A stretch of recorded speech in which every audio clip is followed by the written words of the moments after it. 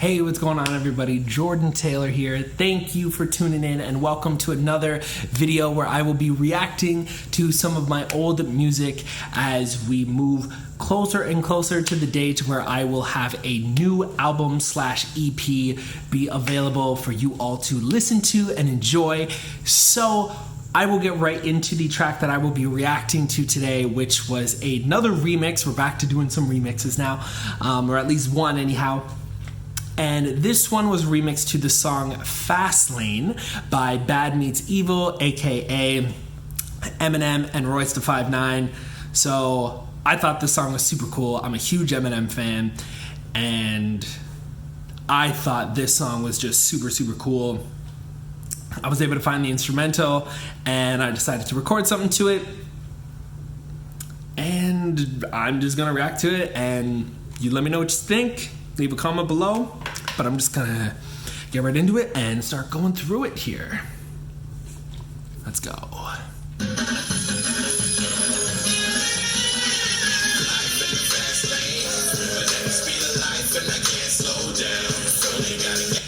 Yes, okay, I'm gonna get right into this. So the chorus I thought was super cool, but I liked the idea of making it a little bit more uniquely mine just by adding a couple ad-libs here and there, so you can kind of hear them in there, where he's like, life in the fast lane, and then it's been like, fast lane, yeah. And that elongated yeah was my thing at that time. We're still in 2011, reacting to music from 2011, so it's still been quite a while. But just so if you're hearing random voices, it's me adding to the chorus.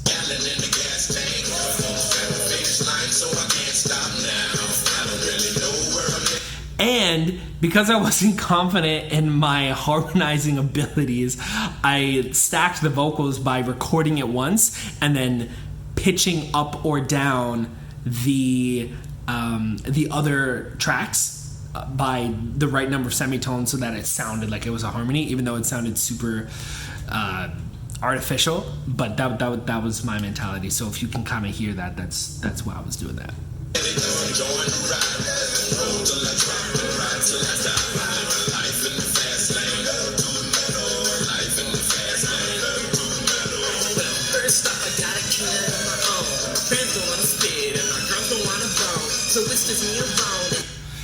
Yeah, so this is just a bunch of me artistically talking about the things that would frustrate me, like friends not wanting to record with me and girls not wanting to get with me. Just talking about the things that I was frustrated at in 2011, which 2011 I would have been 19 turning 20. So these were the things that were bothering me at that time. I'm sure you think it's crazy, but it has always been this way ever since I was a baby. No crew, no friends, no haters, yeah, it was kind of lonely, waiting on the jam, waiting for somebody to throw me, but they never did, cause they never gave a shit about me. I'm trying, I want anybody help me or tell me why. I just wanna know why they didn't give them nothing, damn, look me in the eyes, eh? And I remember too, because I was somewhat trying to channel Eminem on this particular track, because he was obviously one of the original artists on there. I was trying to channel my inner Eminem, so that you can feel like the angst and the anger, the rage, all the rage that I had, just coming up in my vocals. But when I guess when I'm trying to channel that, my voice won't stay low. It just keeps getting high, and that's why I'm angry. So I feel like that's very prominent in this particular track.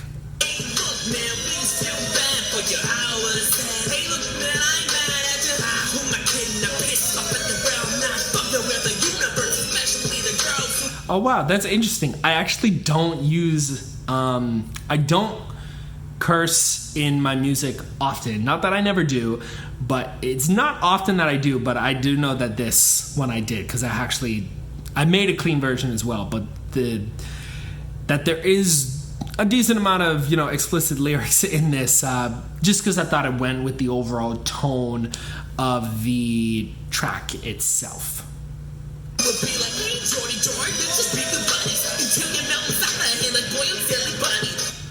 See, that was one of those lines where I'm like, okay, how do I say what I'm saying, but also rhyming it? And I guess I thought that boiled silly putty would make sense. It gets across the message that I was trying to say, but I don't think it really, packed that same kind of punch, because when would you ever boil silly putty? Like, I don't think that was ever a thing.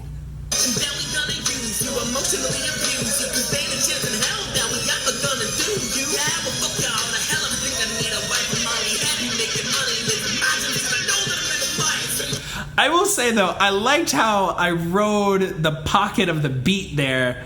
I think my tone could have been a little bit better, but I actually do like how I rode the pocket of the beat with my syllables in there. So I do like that. I definitely like that.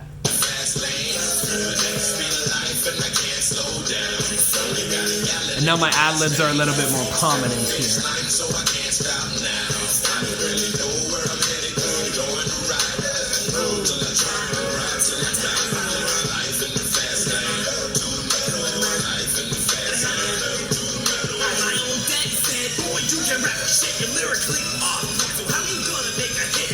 Fun fact, an actual conversation that I had with my dad. He's like, are your lyrics that great, though? How are you going to make a hit, dude? How is this going to happen? I don't know why my dad sounds like that in my head, but that is an actual conversation that happened with my dad. And in the moment, I'm like, I don't know. I think I'm just going to do it. But this was my lyrical response to that conversation. Well, Dad, I think I got that necessary passion. I'm diving in the fast thing, and Daddy, I ain't crashing. Even if I do, which I probably would, to be honest, step right back up, grab a knife, for gun, and keep this mounted. I remember that line and trying to, man, I again, if there's any artists watching, let me know if you ever put something out and been like, I should have used this lyric instead. That would have hit better, still would have rhymed, and probably would have hit deeper. I think I said, got that necessary passion, driving in the fast lane, daddy ain't crashing, and even if I do, which I probably will, to be honest, get right back up, grab a knife or gun and kill, because I'm on it. But I think it could have been like, what would have been an interesting choice would have been like, instead of grab a knife or gun, grab a mic or gun, because you could be like, okay, I kill with a gun, but I also kill with the mic because, like, I kill the lyrics and stuff. I think that would have been like a kind of a cool, contrast, juxtaposition of things. But I mean, whatever. I had already recorded it, and I didn't think of it until like way after. I'm like, mic would have worked better than knife, but knife and gun, they go more in hand. Hashtag violence. I promise I will be back before the moment I'm just zoning, 'cause I'm moving to tenderoni. Again, with the pockets and just the syllables in the what? Okay, let's go. My goddamn plan is to steal it from a man. If I can, I can get a damn if this nigga's stand or stick. Why did I hit that damn so hard too? Like, I just really hit that damn with some real viv and something.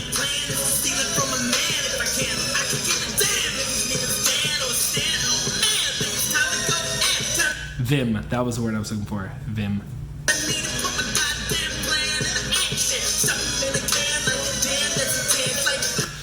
Yo, that one little lyric, I don't even know if you caught it. I'm gonna play it again, but I'm not gonna lie, I think that's clever. I think I gotta play that one lyric again, just so you can hopefully hear it.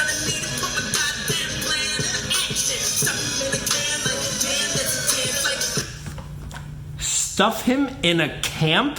Like, damn, that's intense. Camp intense? Yo, underrated lyric right there. I don't even know if I realized how dope that was at the time. Like, it just came to me. But I was like, stuff him in a camp? Like, damn, that's intense? Over y'all's head, man, I'm telling you. Man, I was mad impressed with myself with that line.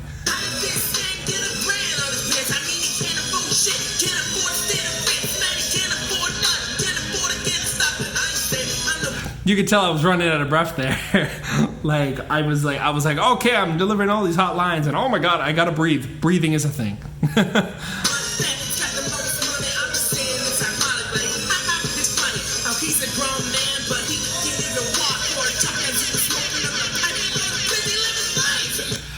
also running out of breath there too, but I really wanted to like finish the line with like some punchy, very like bam in your face, and then my voice got super crazy high right before the hook came in. And then I added in like another vocal track of me doing the vocals like high pitch with the fast lane, yeah, like really like way up there. My voice just cracked when I did it just now, so I don't know how I pulled it off then, but anyways.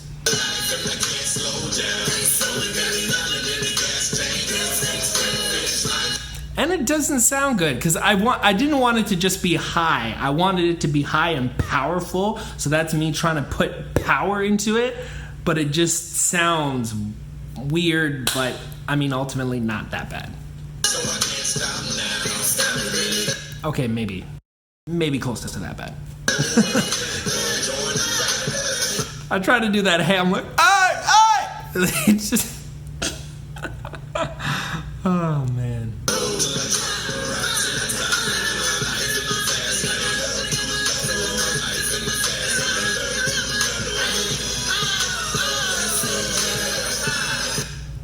I feel like that ha-ha is kind of weak. Ha! Yeah! My voice was real shaky on that, man. Man!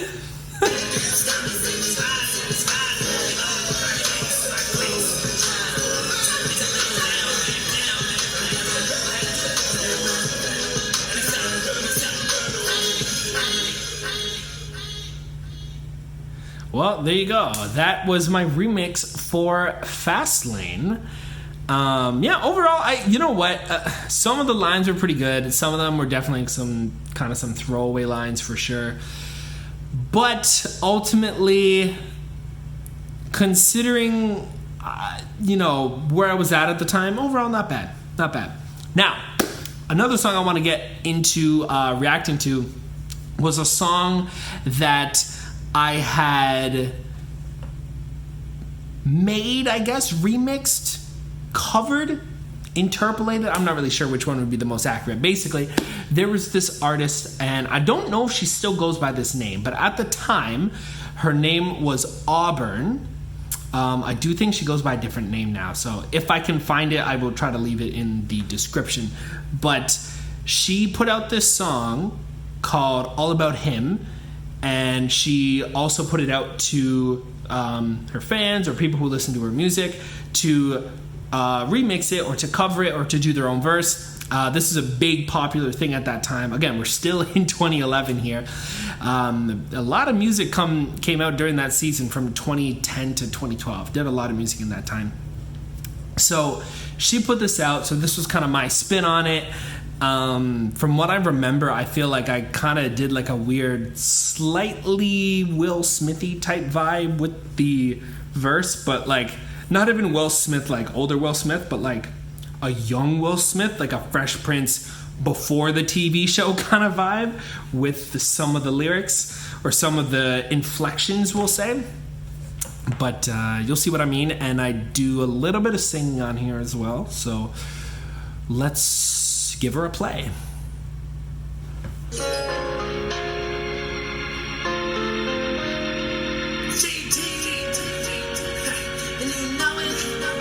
This is another song where I remember, I'm pretty sure I did not use any pitch correction. I did that same technique that I mentioned earlier.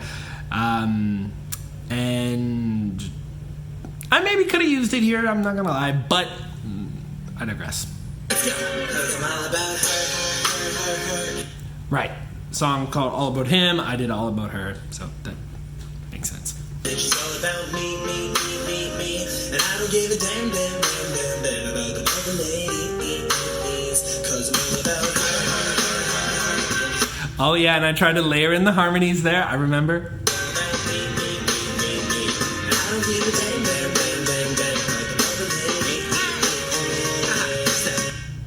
I kind of like that intro there. Hey, yeah, let's go. I like it.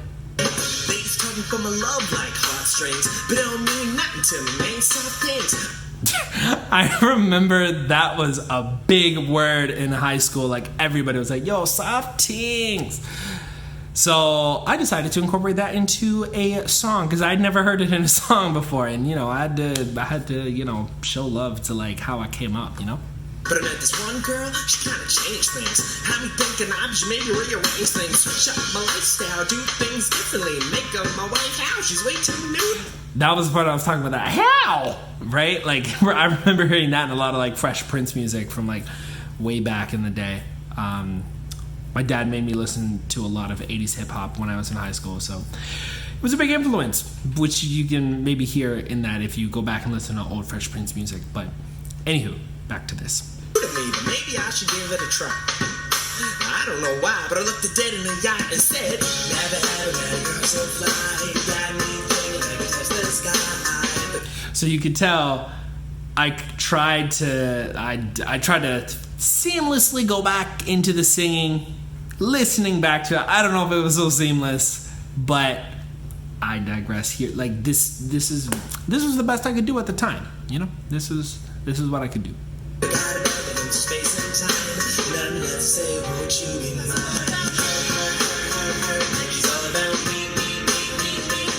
And then I added in the upper octave in there because I thought that made it sound fuller.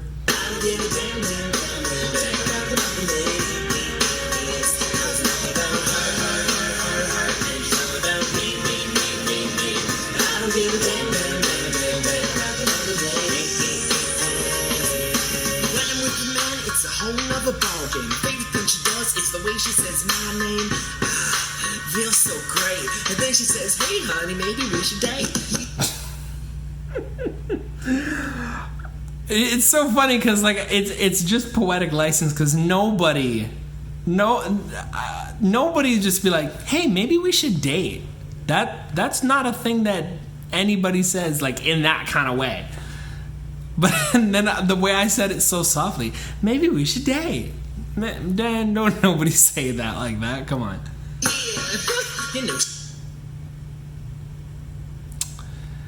Yeah, that was that. Yep. Yeah. Yeah, that's what that was. Oh, by the way, that imagination's fine. Yep, I know her look way better than mine. What is that they say about love? Oh yeah, it's blind checking. I'm like, okay, yo, I'm gonna go real like low key nerdy with this. What is that they say about love?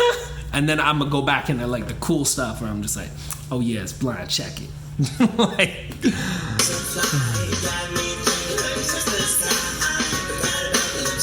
And then again with that high octave that I really was struggling to reach.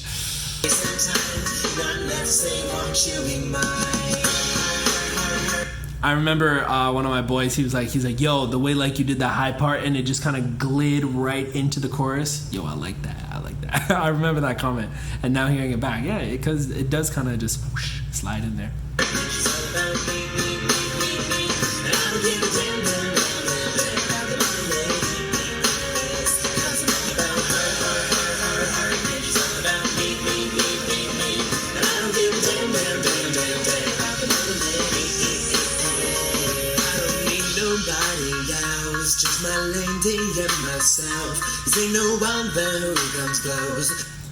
You know what? The lower octave doesn't actually sound that bad.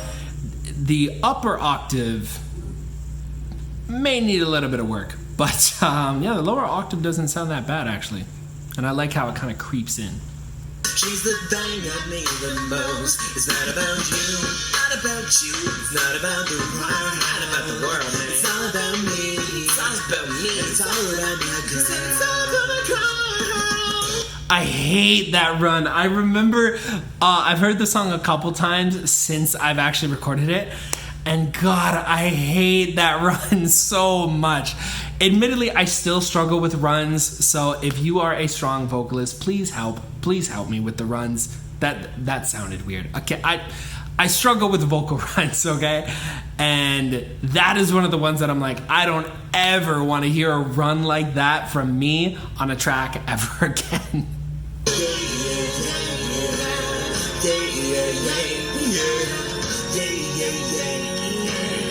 I do like that. Yeah. I had on like the upper octave on that one there. That I remember I do like.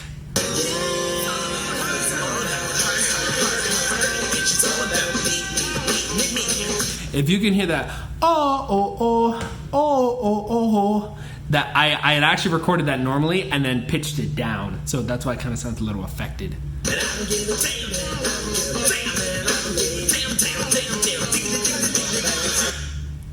If you can hear me go, damn,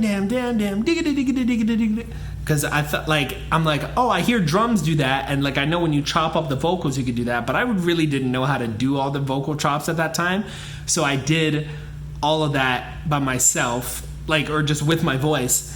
And also too, I'm pretty sure the part that's gonna come up right after I hit play right now is I wanted to have like a kind of a chopped and screw thing where it was like, but again, didn't know how to do it, so I did it with my voice.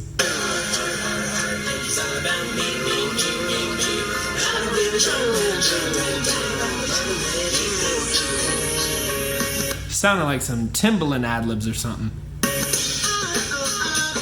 This is the part that I originally recorded and then I pitched it down to make a harmony because I wasn't confident in my ability to actually hit the harmony. Yeah.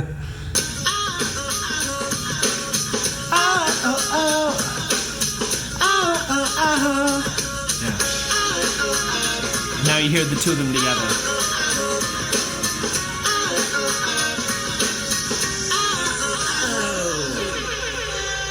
And then I had to do that with my voice because I really didn't know how to make that effect at that time. But yes, those are the two tracks that I wanted to react to today. The video is getting a little bit on the long side, so hopefully you have enjoyed. And if you have any criticism, by all means, leave it down below.